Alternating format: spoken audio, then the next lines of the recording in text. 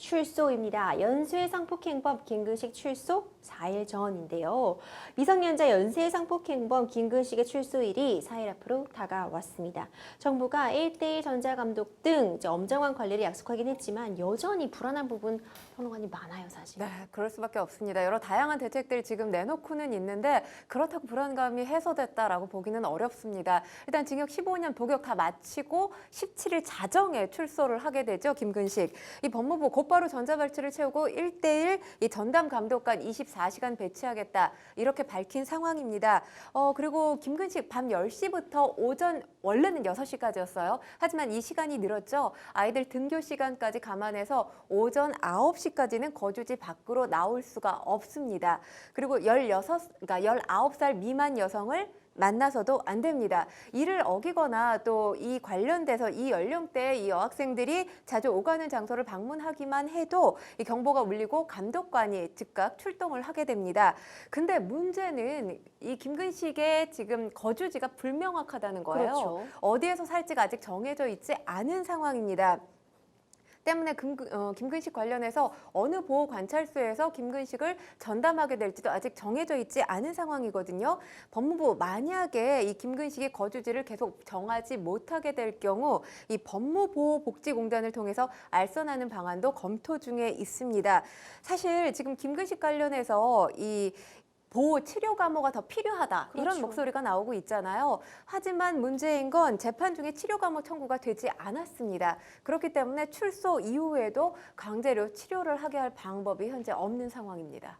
네, 정말 좀 안타까운 상황인데요. 정말 연쇄 성폭행범이었어요. 그리고 출소한 지 얼마 되지 않아 또다시 재범을 한 정말 극악무도한 범죄자였는데 이 김 씨는요, 수감 중에 이제 재범 위험성 평가에서 고위험군으로 이때 분류가 돼서 또 심리치료를 받은 것으로 파악되기도 했더라고요. 그런데 이 심리치료를 제대로 받은지도 사실 의문이 들고요. 제대로 받지 않았다는 보도도 나오고 있습니다. 일단 이 심리치료 이수 시간이 무려 300시간에 달해요. 근데 지금 이걸 제대로 이수하지 않았다는 보도도 나오고 있기 때문에 관련 이수 시간을 다 지금 이수를 했다 하더라도 이 치료의 실효성 가지고 지금 논란이 있는 그렇군요. 상황이거든요. 이 심리치료를 받았다고 해도 여전히 김근식 재범 위험성이 높은 것으로 지금 알려지고 있습니다. 그리고 관련해서 성충동 약물 치료는 받지 않은 것으로 나왔는데 관련법이 시행되기 전에 형이 확정된 상황이에요. 그랬기 때문에 본인이 원하지 않으면 받지 않아도 되는 그런 상황이었던 겁니다.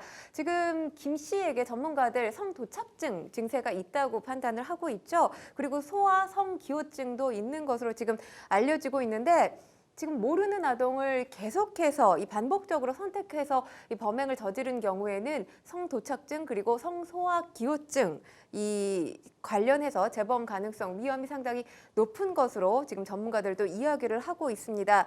일단 이 김근식 범행 다시 한번 말씀을 드리면 2006년 6월부터 9월 사이에 경기도 그리고 인천 일대에서 미성년자 11명에게 이 성폭행을 저지른 혐의로 지금 이 15년 복역을 한 거 아닙니까? 그런데 미성년자를 성폭행해서 5년 복역한 이후에 이 재범을 저지르게 된 시간이 굉장히 짧아요. 무려 출소 16일 만에 재범을 저지르게 된 것이거든요. 그렇기 때문에 이번에도 여전히 지금 재범 우려가 높아지고 있는 상황입니다. 법무부가 여러 대책들을 내놓기는 했지만 그것만으로 지금 사실 시민들의 불안감을 잠재우기는 쉽지 않은 상황입니다. 그렇군요.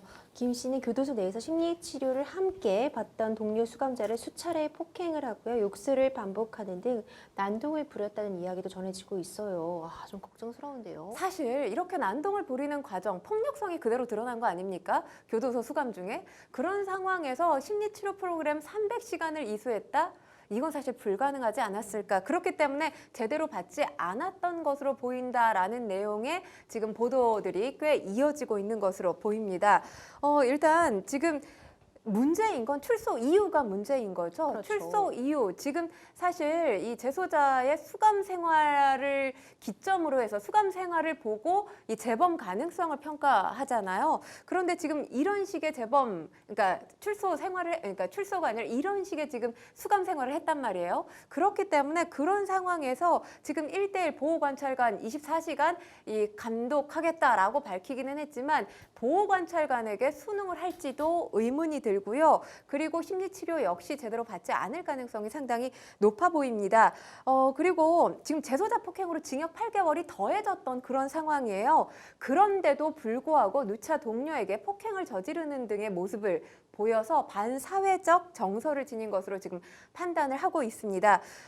김근식 교화 여지가 적고 재범 가능성 여전히 크다고 지금 분류하고 있습니다. 그렇군요. 김 씨가 이달 중순 출소하면요.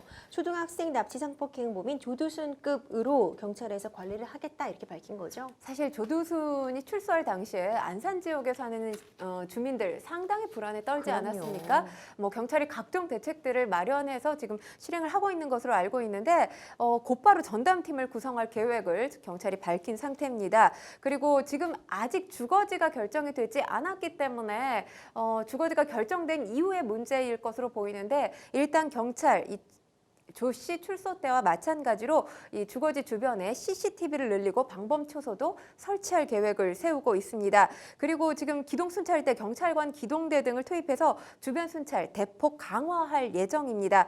하지만 아직까지 전담팀을 꾸리게 될 경찰청이 지금 정해져 있지 않은 상황입니다. 그러니까 주거지가 정해져 있지 않기 때문에 이 전담팀도 어느 경찰청에서 꾸릴지가 아직 미정인 상황이에요. 지금 2006년 당시 검거 당시에는 서울시 강서구에 마지막 주소지를 뒀었거든요. 그런데 이후 등록된 주소지가 말소된 상황이기 때문에 현재 거주 불명인 상태입니다.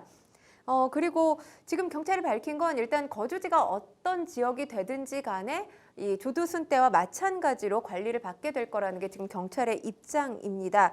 어쨌든 지금 사건 발생이 됐던 주민들, 지역민들은 이 조 씨 때의 사건 관련해서 김 씨 때 역시 그 사건들의 악몽이 다시 재현된다 이런 목소리를 내고 있습니다. 그렇군요. 법원이 김 씨에 대해 오후 10시부터 아동 청소년의 등교 시간인 오전 9시까지 김 씨의 외부 출입 막기로 했다고 또 말씀 주셨잖아요. 하교 시간은 좀 더 어떻게 되는 건가요? 그렇죠. 지금 사실 아이들을 키우고 있는 학부모님들 상당히 걱정할 수밖에 없습니다.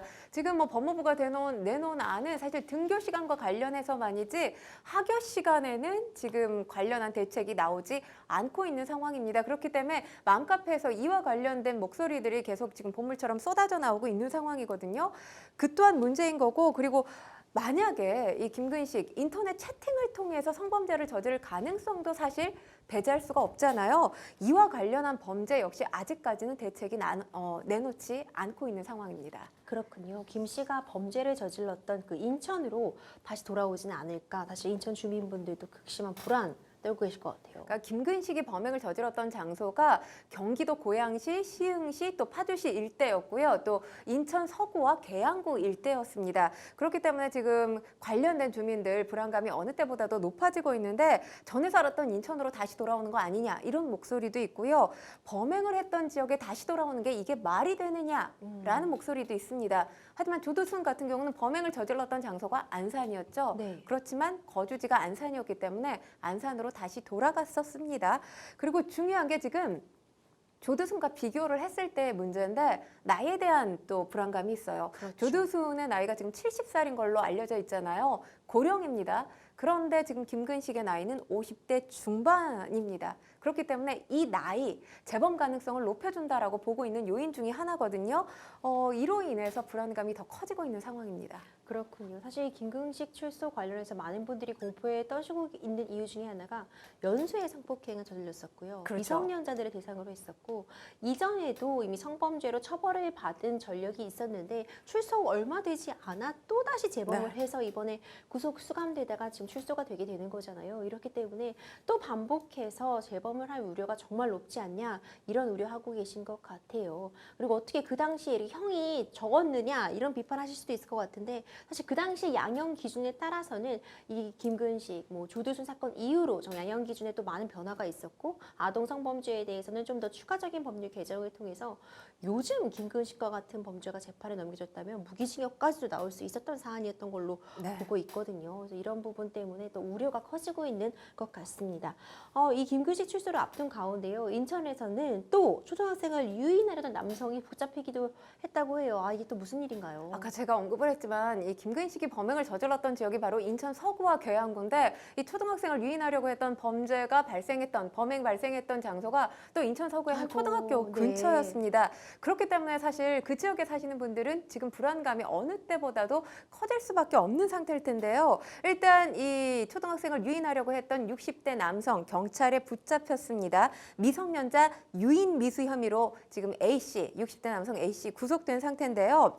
경찰이 처음에는 A씨가 이 범행 과정에서 협박을 하거나 폭행을 저질렀을 것으로 추정을 하고 미성년자 약치 유인 미수 혐의를 적용해서 입건을 했습니다. 그런데 이 조사 과정에서 이 같은 정황이 나오지 않았기 때문에 죄명을 변경하게 된 건데요.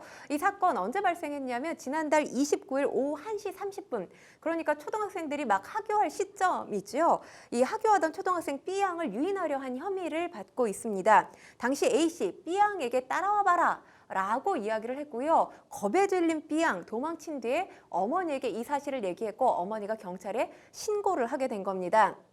경찰 주변 CCTV를 분석을 했는데 지난 5일 A씨 주거지 부근 공원에서 그를 검거하게 됐습니다. 문제인 건 지금 이 A씨가 B양을 상대로 유인하려고 했던 것뿐만 아니라 이 같은 초등학교에 다니는 초등학생 4명을 더 유인하려 했던 것으로 드러났습니다. 지금 어떻게 경찰에 진술을 했냐 하면 술에 취해서 기억이 나지 않는다. 이 조두순 때와 굉장히 비슷한 목소리죠. 그렇죠. 그리고 내가 왜 그랬는지 모르겠다. 죄송하다. 이렇게 진술을 했습니다. 일단 경찰은 피해자 신변 보호를 위해서 경찰 호출 기능이 있는 스마트워치를 지급했는데 사실 아직도 이 어린 아동들한테 맛있는 거 사줄게 내지는 나 좀 도와줘라. 나 지금 무거운 짐이 있는데 아저씨 좀 도와줄래? 뭐 할아버지 좀 도와줄래? 이렇게 해서 어린 아이들을 유인하는 사건들이 계속해서 불거지고 있거든요. 여기에는 이 아이들의 심리, 이게 굉장히 고전적인 수법인데 아이들의 약한 심리를 이용한 거예요. 사실 어른들이 도와달라고 하는데 저 돕기 싫어요 라고 할 아이 그렇죠. 거의 없잖아요. 그래서 요즘에 정말 안타까운 얘기지만 부모님들이 이렇게 혹시라도 나의 아이에게 발생할 수도 있는 문제잖아요. 그래서 낯선 사람이 도와달라고 하면 무조건 응하지 말라. 맞아요. 네, 이렇게 교육하는 씁쓸한 현실을 지금 맞닥뜨린 시대와 사회에 저희가 지금 살고 있습니다. 맞아요. 평론가님 지적해 주신 것처럼 실제로 요즘은요 아이들한테 얘기를 할 때 어른은 절대 아이들에게 도움을 요청하지 않는다. 네. 그러니까 어른은 어른한테 도움을 요청할 것이지 이런 건 다시 한번 의심해봐야 된다. 이렇게 가르친다고 하니까 정말 좀 씁쓸한 상황인 것 같아요. 정부에서도 대책 마련 고심 중인 것 맞습니다. 한동훈 법무부 장관이 제법 우려가 큰 그 재범이 워낙 성범죄가 많다 보니까요. 이 재범 우려가 큰 성범죄자용 뭔가 특수 전자발찌를 준비 중이라고 밝혔어요. 저는 이 특수 전자발찌는 제발이지 끊어지는 일 없었으면 좋겠습니다. 사실 전자발찌를 끊고 다시 한번 성범죄 하는 이 재범 우려가 큰 사람들 상당히 많잖아요. 이 법무부 국감에서 밝힌 내용인데요. 외형 자체를 금속으로 만든 고위험자용 전자장치 내년 정도에 사용하도록 준비하고 있다. 이렇게 이 한동훈 장관이 밝혔습니다. 지금 새 전자장치 같은 경우 기존 전자장치는 현재 7겹으로 이 금속 내장재가 들어가 있다고 합니다. 그런데 새 전자장치 같은 경우는 이보다 2배 이상 그러니까 단단하다라고 말씀을 드려야 될 것 같아요. 이 15겹으로 금속 내장재를 늘린 제품입니다. 이게 내년부터 사실 사용이 된다고 해서 그러면 김근식한테 해당 사항이 없는 거 아니야 라고 생각하시는 분들 계실 텐데 일단 김근식 같은 경우는 새 전자장치를 부착할 방침인 것으로 알려져 있습니다. 그리고 지금 문제인 건 1대1 이 지금 전자감독 인력 관련해서 지금 한동훈 장관이 관계 부처에 131명 증원을 요청한 상태거든요. 그런데 이것도 뭐 전문가들 의견에 따르면 넘어야 할 산이 상당히 많다. 왜냐하면 뭐 인력을 증원하는 건 사실 비용의 문제도 있잖아요. 그렇기 때문에 쉽사리 이것이 이 지금 실제로 131명이 내년부터 바로 증원이 될지는 미지수라는 목소리가 나오고 있습니다. 왜냐하면 1대1 전담으로 관리 감독하겠다라고 해도 그 지금 인원이 턱없이 부족한 상황이거든요. 그렇기 때문에 이와 관련해서 어떻게든 증원하는데 정부가 예산을 투입해야 될 필요가 있어 보이고요. 지금 관련해서 아까도 제가 이제 치료 감호 관련한 말씀을 잠시 드리기는 했는데 법무부가 지난달 22일에 이 재범 위험이 높은 아동 성범죄자를 대상으로 해서 무기한 치료 감호할 수 있도록 하는 법안을 입법 예고했습니다. 근데 지금 입법 예고한 상태고 김근식은 곧 출소하는데 지금 나흘밖에 남지 않은 상황이죠. 다음 달 2일까지 입법 예고를 마치고 국무회의 심사 거쳐야 되고요. 또 국회 논의가 있어야 됩니다. 법안 공포까지는 최소한 5달 정도 걸릴 것으로 지금 전망이 되고 있는 상황이거든요. 그렇기 때문에 출소 이후에 최소 6개월 정도는 치료 감호 공백이 생긴다. 이렇게 볼 수가 있을 겁니다. 그렇군요. 이 성범죄자에 대한 재범 우려, 그를 위해서 뭐 교화도 있을 것이고 교육도 있을 것인데 일단 기본적으로 출소 이후에 대한 집중적인 관리는 필수적일 것 같아요. 어떤 관리들이 추가되면 주민들의 불안 덜어낼 수 있을까요, 변호사님? 그러니까 좀 전에 말씀드렸던 치료 감호와 관련된 내용을 제가 조금 더 덧붙여서 말씀을 드리고 싶은데 지금 뭐 김근식 같은 상황에서는 치료 감호 이외에는 사실 더 이상의 지금 현실로서는 뭐 해결할 수 있는 해결책이 없어 보이는 건 사실입니다. 근데 치료 감호도 지금 할 수 없는 상황이라는 말씀을 드렸죠. 중요한 건 우리가 치료 감호 이런 사건과 관련해서 치료 감호 얘기를 자주 해왔어요. 근데 문제인 건 치료 감호 해야 된다라는 목소리는 나오고 있지만 치료 감호를 할 수 있는 여건이 지금 조성돼 있는지는 살피지 않고 이 목소리를 무조건 내고 있는 건 아닌가라는 생각이 듭니다. 왜냐하면 당장 치료, 교화에도 당연히 필요한 의료진이 있을 거 아닙니까? 상당히 부족한 상황이에요. 지금 내부를 더 들어가서 보면 법무부 산하 이 국립법무병원이 치료감호 전문 기관입니다. 그런데 이게 국내 유일의 치료감호 시설이라고 볼 수 있거든요. 그런데 지금 정신의학과 의사 정원이 15명이에요. 근데 이 정원이 다 채워졌냐? 그렇지가 않습니다. 절반도 채워지지 못했어요. 7명만 지금 채워진 상황이거든요.